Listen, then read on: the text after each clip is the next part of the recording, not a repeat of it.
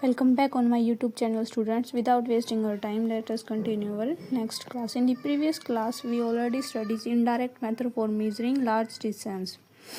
In this method, we learn triangulation method for the height of an inaccessible object. ठीक है, let us continue our next method, which is parallax.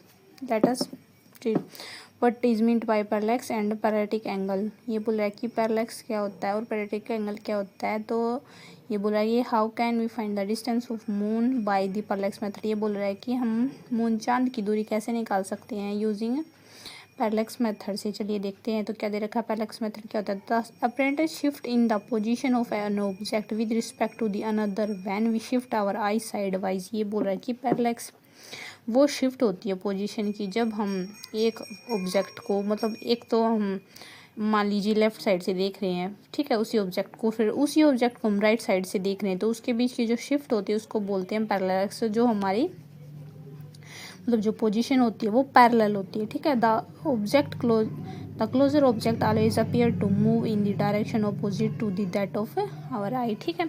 ये बोल रहा है कि to understand parallax, इसको समझने के लिए देखो इन्होंने क्या देखा है. Hold a pen O at a distance S from the eyes. ये बोल रहा है कि इसको पैरेलैक्स को समझने के लिए मान लीजिए हमारा कोई भी ओ पॉइंट है, इस यहाँ पर हमारा पेन रखा हुआ है. ठीक है. ये हमारा ओ पॉइंट है, इस पर पेन रखा हुआ है. तो किसकी डिस्टेंस है, एस से फ्रॉम आइज. ये मान लीजिए हमारी कोई भी आइज है. ठीक है. ये आइज दे रखी है मान लीजिए.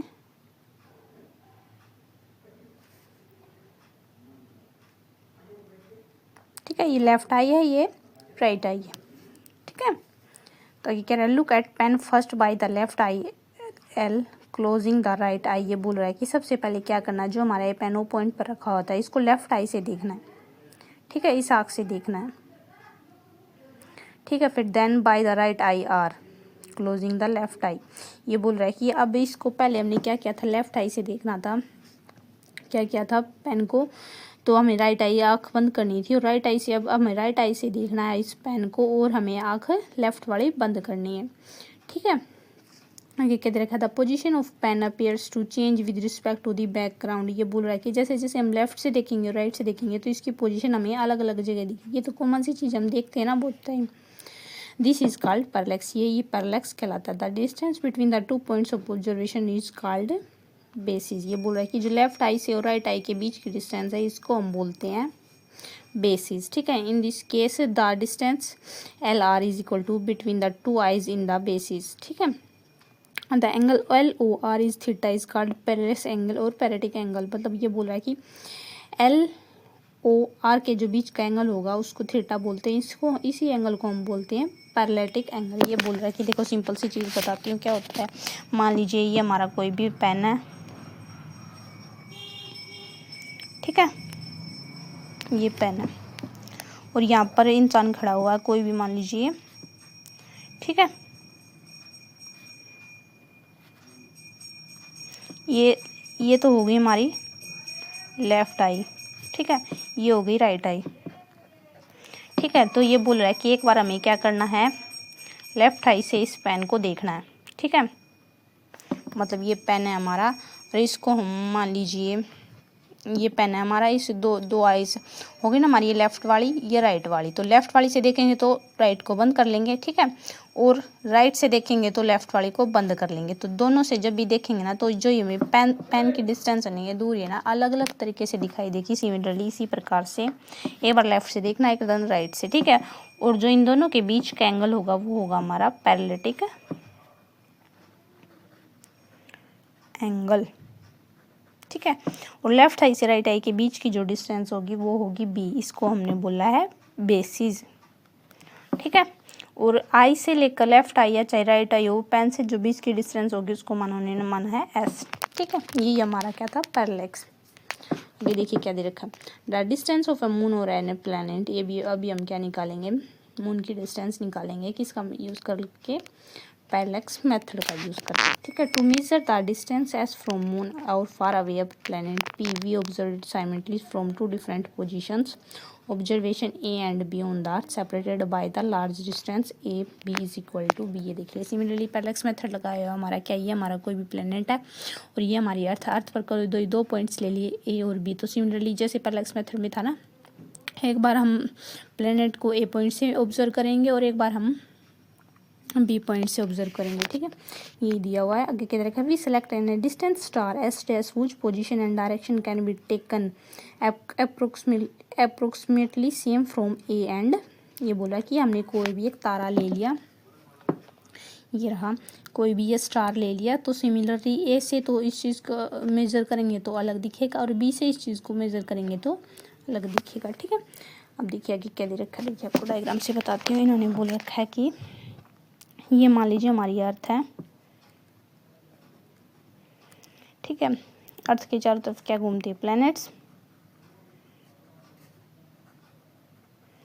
ये कोई भी दो ऑब्जर्व पॉइंट्स ले ली ए और बी, तो एक बार ये ए हो गया, ये बी हो गया, ए से, ठीक है, ए से बी की डिस्टेंस कितनी थी हमारे पास, बी, जिसको हमने बेसिस बोला था।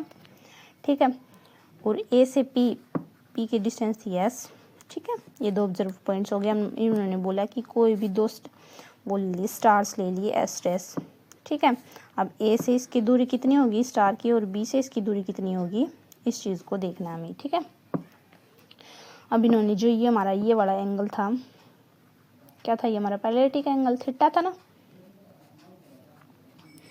पैरेलैटिक एंगल, इसको दो हिस्सों में डिवाइड कर दिया, तो ये वाला हो गया साई 1, ये हो गया साई 2। ठीक है, नाम दे रखा है ऐसे। ठीक है, आगे देखिए क्या दे रखा है, now P A S dash is phi 1 and P B S dash phi 2। ठीक है, ये देखिए P A S dash phi 1 हो गया और P B S dash phi 2 हो गया। ठीक है, ये दो एंगल ले लिया, measure from two observation at the same time, मतलब इनका टाइम सेम है। ठीक है, एक सेम टाइम पर इनकी ऑब्जर्वेशन अलग अलग हो। क्या दे रखा है, as B is much greater than S and so we can take A B as an arc of length B. ये क्या बोल रहा है कि बी हमारा ग्रेटर देन एस है, तो क्या होगा, जो ए बी होगी हमारी, ये बोल रहा है कि बी हमारा अगर ग्रेटर देन एस है, इससे बड़ा है। ठीक है, ठीक है, सॉरी स्टूडेंट्स, ग्रेटर देन का नहीं, स्मॉलर देन का है सैम्बल। तो जो बी हमारा वो क्या है, एस से बहुत छोटा है, तो क्या मान लीजिए हमारे पास जो बी की वैल्यू हमारे पास एस से बहुत छोटी है, तो उन्होंने क्या दे रखा है कि बी को हमें ए से बी की जो डिस्टेंस है, जो बी है, उसको हम क्या बोलते हैं, आर्क ऑफ लेंथ। ठीक है, आगे क्या दे रखा है, डिस्टेंस ऑफ प्लैनेट निकालें, तो थीटा की वैल्यू निकालनी है हमें, तो क्या हो जाएगा हमारे पास, थीटा क्या होता है, आर्क अपॉन में रेडियस। तो आर्क की वैल्यू क्या थी, बी, और रेडियस क्या थी हमारे पास, एस थी। ठीक है, ठीक है, इन्होंने ऐसे दे रखा है कि हमें थीटा की वैल्यू निकालनी है और थीटा हमारे पास क्या होता है, आर्क पोन में रेडियस। तो आर्क क्या थी हमारे पास, बी, पोन में रेडियस क्या थी, एस, ये वाली वैल्यू थी ना हमारे पास रेडियस की, एस। ठीक है, ये थीटा की, ठीक है, ये थीटा की वैल्यू हो जाएगी। तो हमें क्या निकालनी थी, हमें तो वैल्यू एस की निकालनी थी। इन दोनों के बीच की डिस्टेंस, तो S is equal to B upon में थीटा हो जाएगा। ठीक है, हमारे पास फॉर्मूला आ जाएगा। और थीटा क्या है हमारे पास, angle between A P P. ठीक है, मतलब ए पी बी के जो बीच का एंगल है वो क्या हमारे पास, थीटा, जो किसके इक्वल है, फाई 1 प्लस फाई 2 के। ठीक है, यही था हमारा पैरेलैटिक एंगल। आगे क्या देगा, describe the parallax method for the determination of distance of a nearby star from the अर्थ। अब क्या ले लिया इन्होंने, उस पैरेलैक्स मेथड से डिस्टेंस निकालो, किसकी, ये बोल रहा है कि डिस्टेंस निकालो एक स्टार की, किससे, अर्थ की दूरी पर। ये हमारा स्टार है। ठीक है, क्या दे रखा है, distance of a nearby star. ठीक है, चलिए देखते हैं क्या दे रखा है, distance of a nearby star by parallax method. Star की दूरी निकालनी है हमें, तो कैसे दे रखा है, as shown in figure 2.7, suppose N is the nearby star whose distance D from the earth is to be found. क्या बोल रहा है कि ये हमारा स्टार है, ठीक है, N is the nearby star, ये हमारा स्टार हो गया, ये इसके आसपास का कोई दूसरा स्टार हो गया। ठीक है, इसके जो बीच की डिस्टेंस हो गई वो डी हो गई। ठीक है, आगे क्या दे रखा है, F is the far of star was direction and position fixed for all position of earth in its orbital motion. ये बोल रहा है कि ये एफ जो है ना हमारा कोई भी फिक्स्ड स्टार है, मतलब ये अपनी जगह पर फिक्स ही लेगा नहीं, अर्थ पर है, और तो उसके क्या होगी, वो position of earth orbital motion में होगी। ठीक है, ऑर्बिटल मतलब अपने ही अक्ष में वो घूमेगा।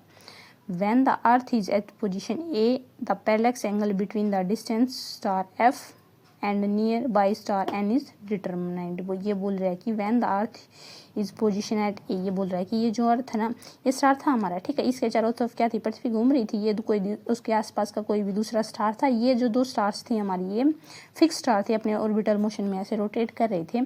तो क्या बोल रहा है कि ये हमारी जो कोई भी मान लीजिए ये अर्थ पर पोजीशन है ए हमारी, तो उसका पैरेलक्स एंगल किस किस के बीच में होगा, एफ के और एन के। ठीक है, ये सिमिलरली देखो जैसे यहाँ पे किया था ना वैसे ही होगा। ठीक है, अब देखो इन दोनों a angle A and B क्या था हमारा, थीटा था, तो इन्होंने स्प्लिट कर दिया इस एंगल को, ये हो गया हमारा थीटा 1 थीटा 2, ये हो गया एंगल ए एफ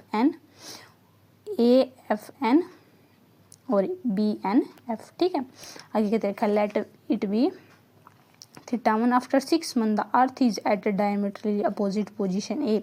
ये बोल रहा है कि पहले तो ये यहाँ पर था और 6 महीने बाद ये पॉइंट यहाँ पर आ गया। ठीक है, तो अब ये एंगल हो गया, एंगल एन बी एफ हो गया, थीटा 2 इज मेजर्ड। ठीक है, तो total parallax angle subtended by N on the earth orbital diameter A B, तो थीटा क्या था हमारा, थीटा 1 प्लस थीटा 2। ठीक है, हमें क्या निकालना है, थीटा थीटा क्या हमारा होता है, आर्क अपॉन में रेडियस। अब देखो थीटा क्या होता है, तो आर्क क्या होती है हमारी, ए से बीच की डिस्टेंस होती है आर्क। ठीक है, और रेडियस क्या दे रखे हमें, ये डी वाली डी। ठीक है, तो हमें क्या निकालनी थी, डिस्टेंस निकालनी थी, तो ए बी अपॉन में थीटा हो जाएगी। The parallax method use for measuring distance of star which are less than 100 light years away from the earth. ये बोल रहा है कि पैरेलक्स मेथड काफ़ी यूज़फुल है उस डिस्टेंस को निकालने के लिए जिन स्टार्स की जो 100 लाइट मतलब 100 साल लाइट ईयर्स दूर होते हैं अर्थ से। ठीक है, briefly describe a method for determination of a distance for a far away star. ठीक है, ये बोल रहा है कि उस स्टार्स की दूरी निकालो जो बहुत ज़्यादा दूर हैं। ठीक है, इसके लिए कौन सा मेथड लगाया इन्होंने, इंटेंसिटी मेथड। चलिए देखते हैं, this is a spectroscopy method which based on the inverse square law of intensity. ये बोल रहा है एक स्पेक्ट्रोस्कोपी मेथड है जो किस पर, कौन से लॉ पर बेस्ड है, इनवर्स लॉ ऑफ इंटेंसिटी। आगे देखिए क्या दे रखा है, the intensity of illumination at a point is inversely proportional to the square of distance from the source of light। ये बोल रहा है कि जो हमारी इंटेंसिटी ऑफ अ पॉइंट है वो इन्वर्सली प्रोपोर्शनल होगी किसके, उस डिस्टेंस के जो उस डिस्टेंस के स्क्वायर के इन्वर्सली प्रोपोर्शनल होगी जो सोर्स ऑफ लाइट है हमारा। ठीक है, here we assume that the intrinsic brightness of all stars is same. ये बोल रहा है कि हमने ये एज्यूम किया, ये मानना है कि जो हमारे स्टार्स हैं उनकी ब्राइटनेस इंटरसिनिक तरीके से सेम है। We compare the intensity I1 of the faint image of a far away star taken on a photographic plate with the intensity I2 of the bright image of a nearby star. Let R1 R2 the respective distance of these two stars. ये आगे देखा inverse scale है, कैसे देखिए क्या पढ़ा था हमने, इनवर्सली प्रोपोर्शनल था उसके स्केल। ये तो हमारी होगी I1, तो इंटेंसिटी 1 फर्स्ट स्टार की हो गई और ये होगी सेकेंड स्टार की। ठीक है, तो फर्स्ट स्टार की जो रेडियस होगी वो उसके इन्वर्सली प्रोपोर्शनल का स्केयर होगी और सेकंड वाले क्या इन्वर्सली प्रोपोर्शनल होगी। ठीक, यहाँ से हम R1 की वैल्यू निकाल लेंगे, तो R1 क्या आ जाएगा हमारा, R2 I2 अपॉन में I1 का पावर 1/2। ठीक है, knowing the distance of R2 of the near by star the distance R1 of the far star can be determine. ये बोला है कि हमें R2 की अगर डिस्टेंस पता होगी तो हम ईजिली उस फर्स्ट वाले स्टार की उसकी डिस्टेंस निकाल सकते हैं। This method use for measuring distance of star which are more than 100 light years away from the earth. वो ठीक है, पैरेलक्स मेथड क्या था हमारी, जो स्टार्स जिनकी लाइट ईयर 100 से कम होती है। ठीक है, और इंटेंसिटी मेथड वो उन स्टार्स की डिस्टेंस निकालने के जिनकी लाइट ईयर 100 से ज़्यादा होती है। ठीक है, what are inferior and superior planets, give the name of these planets. ये बोला है कि इन्फीरियर प्लैनेट्स क्या होते हैं और सुपीरियर प्लैनेट्स क्या होते हैं, और उनके कुछ एग्जांपल दिए। The planets which are closer to the sun than the earth are called inferior planets. ये बोल रहा है कि इन्फीरियर प्लैनेट्स कौन से होते हैं हमारे, जैसे देखिए ये हमारा सन है, ठीक है, और ये मान लीजिए कोई भी हमारा प्लैनेट है। तो जो प्लैनेट्स सन्स के आसपास नज़दीक होते हैं उनको बोलते हैं हम इन्फीरियर प्लैनेट्स, ठीक है, ठीक है। इन्होंने एग्जांपल दे दिया, मरकरी हो गया हमारा और वेनस, ठीक है। अब मान लीजिए ये क्या दे रखा है इन्होंने, the planets which are farther from the sun the earth are called superior planets. ये बोल रहा है कि वे प्लैनेट्स, मान लीजिए ये हमारा कोई दूसरा प्लैनेट्स है जो सन से जिनकी दूरी डिस्टेंस ज़्यादा है, ठीक है, उन प्लैनेट्स को बोलते हैं हम, क्या बोलते हैं, सुपीरियर प्लैनेट्स, ठीक है। इन्होंने एग्जांपल दे दिया, जुपिटर, सैटर्न जिसको हम शनि भी बोलते हैं, यूरेनस एंड नेपट्यून, ठीक है, और प्लूटो ऑल्सो, ठीक है। आगे क्या दे रखा है, describe a method for determining the distance of N inferior planet. ये बोल रहा है कि इन्फीरियर जो हमारे सन के आसपास जो प्लैनेट्स थे उनकी डिस्टेंस को निकालने के लिए मेथड बताइए, कौन सा मेथड होगा, ठीक है। तो चलिए देखते हैं क्या दे रखा है, कोपरनिकस मेथड दे रखा है। Copernicus assumed circular orbits from the planet. देखिए क्या दे रखा है इन्होंने, the angle formed at the earth between the earth and planet direction and earth and sun direction is called planet elimination as shown is figure 2.8। देखिए यहाँ से समझिए, ये हमारा दे रखा है सन, ये हमारा हो गया प्लैनेट, ठीक है, सन के चारों तरफ रोटेट कर रहा है अपने एक्सिस में, ये होगी हमारी अर्थ। तो इन्होंने क्या दे रखा है कि जब देखिए distance from the planet from the sun, जो प्लैनेट से सन की दूरी है वो दे दी इन्होंने RPS, मतलब इसे रिप्रेजेंट कर दिया स्मॉल RPS से। R तो हमारी क्या होती है डिस्टेंस, P से इन्होंने प्लैनेट ले लिया, S से सन ले लिया, ठीक है। और देखिए जो दे दी RPE, मतलब डिस्टेंस फ्रॉम प्लैनेट से अर्थ की दूरी इन्होंने दे दी, P से हो गया प्लैनेट, E से हो गया हमारा अर्थ, ठीक है। अब RES वो दूरी दे दी सन से अर्थ की, ठीक है, अर्थ डिस्टेंस हो गया, E हमारा अर्थ हो गया, S से सन हो गया, ठीक है। और एंगल ऑफ EPS कितना हो गया, 90 डिग्री, ठीक है, ये हमारी राइट एंगल ट्रायंगल बन गई, ठीक है।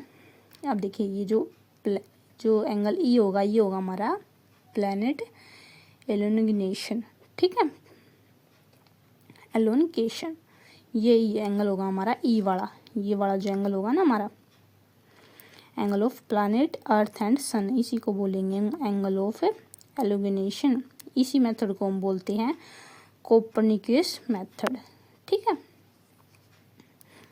आगे कहता है कि when the elongation attains its maximum value and the planets appear farthest from the sun, the angle subtended by the sun and the earth and the sun and the earth at the planet is 90 degree. ये बोला है जैसे जैसे illumination angle, ये वाला angle जैसे जैसे अपनी वैल्यू बढ़ाता चला जाएगा, ठीक है, सन की तरफ, तो क्या होगा, जो हमारा सन और प्लैनेट के बीच का जो एंगल होगा वो 90 डिग्री होगा। ये बोल रखा है then the right angle triangle shown in the finger, और हमें राइट एंगल ट्रायंगल दिखेगी तो एंगल ऑफ RPS अपॉन में RES क्या हो जाएगा हमारा साइन E, इसको बोला एंगल ऑफ एलिवेशन। ये कैसे हो गया, देखिए ये देखा रखा इन्होंने सन दे रखा है, ठीक है, इसके चारों तरफ क्या घूम रहे हैं हमारे प्लैनेट्स, और प्लैनेट्स के चारों तरफ क्या घूम रही है हमारी अर्थ, ये हो गया प्लैनेट, ये होगा हमारा सन, ठीक है। तो इससे इसके बीच की डिस्टेंस क्या हो गई RPS, ठीक है, प्लैनेट से अर्थ की डिस्टेंस कितनी होगी RPE, ठीक है, और सन से अर्थ की दूरी हो गई हमारे पास RES, ठीक है, E अर्थ S सन, ठीक है। तो जो ये वाला एंगल होगा ना हमारे पास, ये होगा एंगल ऑफ एलिमिनेशन, और ये हमारे पास 90 डिग्री का एंगल हो जाएगा। तो ये हमारे पास बन गई राइट एंगल ट्रायंगल बन गई। तो क्या दे रखा है इन्होंने, साइन एंगल ऑफ एलिमिनेशन निकालना। तो साइन क्या होता है हमारा, परपेंडिकुलर अपॉन में हाइपोटेन्यूज, ठीक है। तो परपेंडिकुलर क्या हो जाएगा, आर पी एस अपॉन में हाइपोटेन्यूज क्या हो जाएगा, आर ई एस। ठीक है, ये हो गया परपेंडिकुलर, हाइपोटेन्यूज, और ये हो गया बेस। ठीक है, ठीक है स्टूडेंट्स, समझ में आया आपको। आगे देखिए क्या दे रखा है, hence the distance of the planet from the sun is क्या हो जाएगी। अब देखिए इन्होंने distance from the planets to the sun क्या हो जाएगी, R P S is equal to किसके इक्वल हो जाएगी, R E S into angle of elimination के इक्वल हो जाएगी। ठीक है, आगे देखिए क्या दे रखा है इन्होंने, आगे दे रखा है इन्होंने आर पी एस क्या हो जाएगा हमारी sign angle of elevation into are E S. ठीक है, अब इन्होंने साइन एंगल ऑफ एलिवेशन को ऐसे दे रहने दिया, और आर ई एस जो डिस्टेंस हमारी अर्थ से सन की जो दूरी थी हमारी अर्थ से सन के बीच में, उसको बोल दिया ए यू, अर्थ एस्ट्रोनॉमिकल यूनिट बोल दिया। ठीक है, तो आर ई एस क्या हो गई हमारी average distance from the earth from the sun and is called astronomical unit. ठीक है, आगे क्या दे रखा है, how can we determine the distance of a superior planet from the earth. ये बोल रहा है कि सुपीरियर वो डिस्टेंस निकालो प्लैनेट से अर्थ की। ठीक है, आगे क्या दे रखा है, distance of a superior planet क्या होता है, चलिए देखते हैं। By knowing the distance of any planet from the sun we can determine the distance of any superior planet. ये बोल रहा है कि अगर हमें दूरी निकालनी है किसी भी प्लैनेट और सन के बीच की, तो हम क्या ले लेंगे, कोई भी बीच में प्लैनेट ले लेंगे। ठीक है, और उसकी दूरी निकालेंगे। For this purpose we use Kepler third law of planetary motion. और इस पर्पज मतलब इसको पूरा करने के लिए हमने कौन सा लॉ ले लिया, केपलर का थर्ड लॉ, जो प्लैनेटरी मोशन में होता है। वो क्या होता है, जो टाइम पीरियड होता है स्क्वायर का टाइम पीरियड, वो डायरेक्टली प्रोपोर्शनल होता है किसके, cube of semi major axis of a orbit. ठीक है, मतलब जो हमारा टाइम पीरियड होता है square of a time period inversely proportional होता है cube of a semi major axis की। एक है हमारा सेमी मेजर एक्सिस। ठीक है, अब क्या ले लिया इन्होंने, देखिए if T1 and T2 are period of revolution of two planets. क्या था, पहले हमने यहाँ पर एक वो लिया था प्लैनेट, उसका टाइम पीरियड T लिया था। अभी हमने दो प्लैनेट्स ले लिया, उनका टाइम पीरियड अलग हो गया, और सेमी पीरियड्स एक्सिस भी अलग अलग हो गया। ठीक है, ठीक है स्टूडेंट्स, चलिए देखते क्या दे रखा है इन्होंने। तो सेमी मेजर एक्सिस क्या होता है, मान लीजिए हमारा सन है। ठीक है, इसके चारों तरफ क्या करेंगे, अर्थ हमारी रोटेट करिए, तो जो ये वाली साइड होगी इसको हम बोलते हैं सेमी मेजर एक्सिस। ठीक है, और जो ये वाली डिस्टेंस होगी इसको बोलते हैं बी सेमी माइनर एक्सिस। मतलब जो ए डिस्टेंस होती है ना, वो हमारी ज़्यादा होती है हमेशा बी से। ठीक है, इसीलिए इसको मेजर और इसको माइनर बोलते हैं। ठीक है, तो क्या दे रखा था हमें, जो हमारा Kepler third law of motion था, T square is inverse directly proportional to A का क्यूब। ठीक है, अभी क्या ले लिया हमने, दो, पहले हमने एक प्लैनेट लिया था, अब हमने दो प्लैनेट्स ले लिया T1। ठीक है, एक ले लिया T2। तो इन दोनों की सेम मेजर एक्सिस भी अलग अलग होगी, इसकी हो गई A1 और इसकी हो गई A2। ठीक है, तो अकॉर्डिंग टू फॉर्मूला क्या हो जाएगा हमारे पास हो जाएगा A2 का क्यूब अपॉन में A1 का cube is equal to T2 का स्क्वायर अपॉन में T1 का स्क्वायर। ठीक है, ये हो जाएगा। तो यहाँ से हमें A2 की वैल्यू निकालनी है, A2 की, तो A2 की वैल्यू क्या हो जाएगी, A2 is equal to A2 का क्यूब A1 का क्यूब T2 अपॉन में T1 का स्क्वायर। ठीक है, इस क्यूब को उस तरफ लेके जाएंगे तो क्या हो जाएगा, A2 is equal to A1, ये यहाँ कैंसिल हो जाएगा, D2/3 हो जाएगा। तो T2 अपॉन में T1 की पावर 2/3, A2 की वैल्यू हो गई। ठीक है, तो देखिए knowing the values of A1, T1 and T2 we can find out A2 easily। ठीक है, आगे देखा कौन सा method, describe a method to measure the diameter of a moon and any planet. ये बोल रहा है कि एक मेथड बताओ जिससे हम डायमीटर निकाल सकें किस किस का, मून का, चांद का और किसी भी प्लैनेट का है तो, ठीक है। तो चलिए देखते हैं क्या दे रखा है। ये हमारे पास डायमीटर ऑफ है मून, ये अर्थ दे दी इन्होंने, ठीक है, ये मून दे दिया, ठीक है। चलिए देखते हैं। Let A B is equal to D, इन्होंने मान लिया ए बी की जो डिस्टेंस है वो डी है। क्या है? बी द डायमीटर ऑफ है मून, ठीक है। डायमीटर निकालना था तो डी से रिप्रेजेंट कर दिया। ये क्या हमारा मून है, मतलब कोई भी प्लैनेट है which is to be measured by an observer O on the earth, ठीक है। और वो कोई भी अर्थ पर पॉइंट ले लिया, मान लीजिए यहाँ पर कोई पर्सन खड़ा हुआ है, जो ये ऑब्जर्वर पॉइंट है हमारा, इसको मेजर कर रहा है डायमीटर को, ठीक है। A telescope is focused on the moon and the angle of A O B subtended by its own point, ठीक है स्टूडेंट्स। चलिए आगे देखते हैं क्या दे रखा है कि जो हमारा angle of A O B है वो कितना है, A O B angle theta है। क्या था हमारा? ये पैरेलैटिक एंगल था ना हमारा, ठीक है। तो हमें क्या निकालना है? सबसे पहले थीटा की वैल्यू निकालनी। थीटा क्या होता है? आर्क अपॉन में रेडियस। तो आर्क क्या थी हमारी? ए बी की डिस्टेंस थी, ठीक है, और रेडियस क्या थी हमारी? एस, ठीक है। तो ए बी की डिस्टेंस को इन्होंने डी मानना था और ए से ओ की डिस्टेंस कितनी थी? एस, ठीक है। तो क्या निकालना था हमें? डायमीटर निकालना था। तो डायमीटर क्या हो जाएगा? इसको उधर मल्टीप्लाई कर देंगे एस ओ, ठीक है। तो लीनियर डायमीटर किसके इक्वल हो जाएगा हमारा? डिस्टेंस इनटू एंगुलर डायमीटर, ठीक है। Knowing S and theta D can be determined, ठीक है स्टूडेंट्स। आगे इधर है describe a method to measure the distance of a hill. ये बोला कि एक मेथड बताओ, मतलब हिल मतलब किसी पहाड़ी की ऊंचाई निकालने का मेथड बताओ क्या होगा, ठीक है। चलिए देखते हैं क्या दे रखा आगे।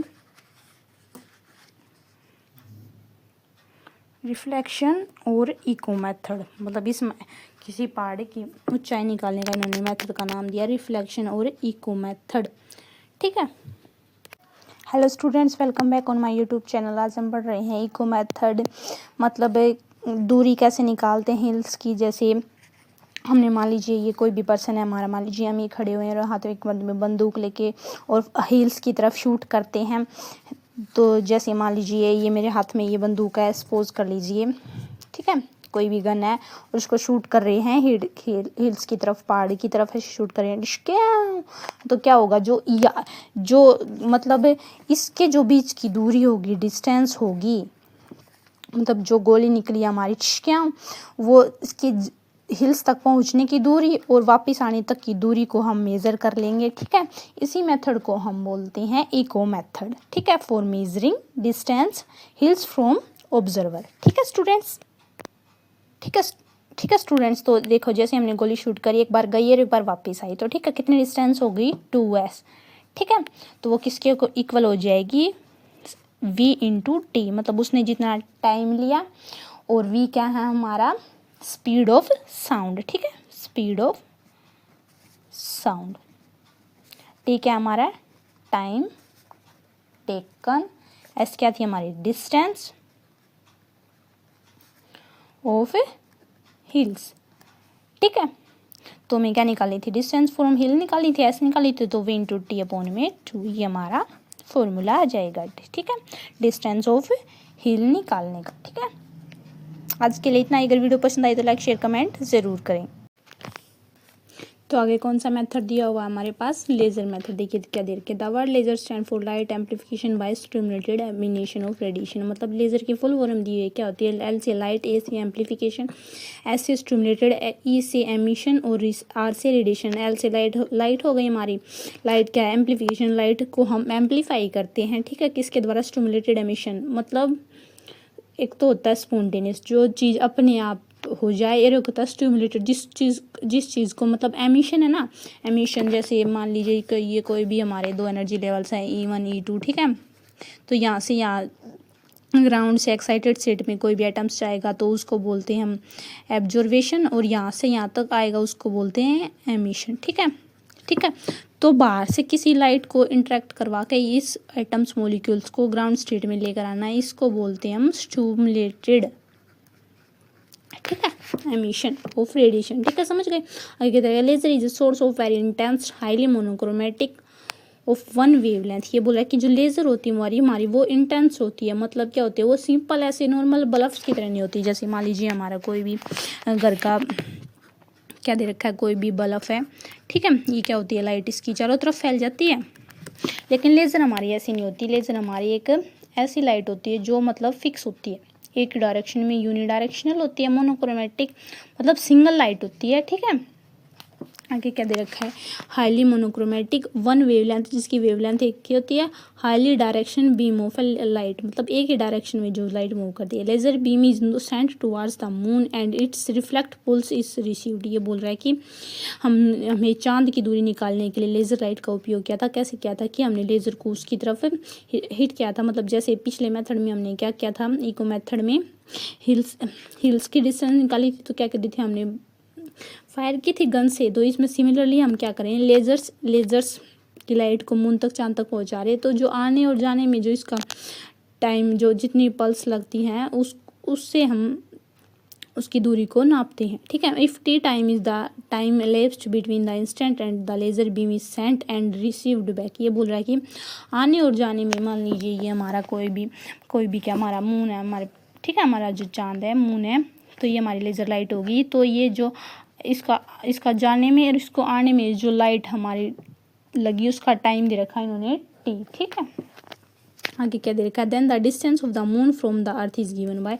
तो सिमिलरली ये मेथड भी हमारा उसकी तरह हो जाएगा, इको मेथड की तरह। तो क्या हो जाएगा, जो मतलब डिस्टेंस थी वो कितनी, एक बार गई एक बार आई, तो कितनी होगी 2s इंटू, अब यहाँ पर अब स्पीड की जगह क्या आ जाएगा, स्पीड ऑफ लाइट आ जाएगा, ठीक है, इंटू टी, ठीक है। तो एस निकालना था हमें, तो सी इंटू टी अपॉन में 2, ठीक है। सिमिलरली इको मेथड की तरह ही हमारा लेज़र मेथड है, ठीक है स्टूडेंट्स। आई होप सभी को समझ आया होगा। सी की वैल्यू कितनी, 3 इंटू 10 की पावर प्लस मीटर पर सेकंड स्पीड ऑफ लाइट होती है हमारी, ठीक है। आगे देखिए क्या दे रखा है, हमारा रेडार मेथड दे रखा है। ये भी सिमिलरली देखिए क्या दे रखा है।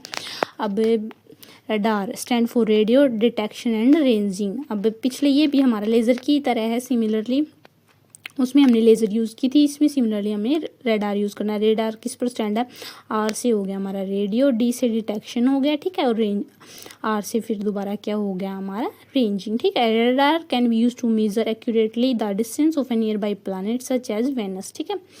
तो ये बोल रहा है कि रेडार मेथड उसमें काम आता है जो हमारे जो लेज़र होती है ना, उसकी वेवलेंथ बहुत ज़्यादा होती है, लेकिन जो रेडार होता है ना, उसकी वेवलेंथ कम होती है।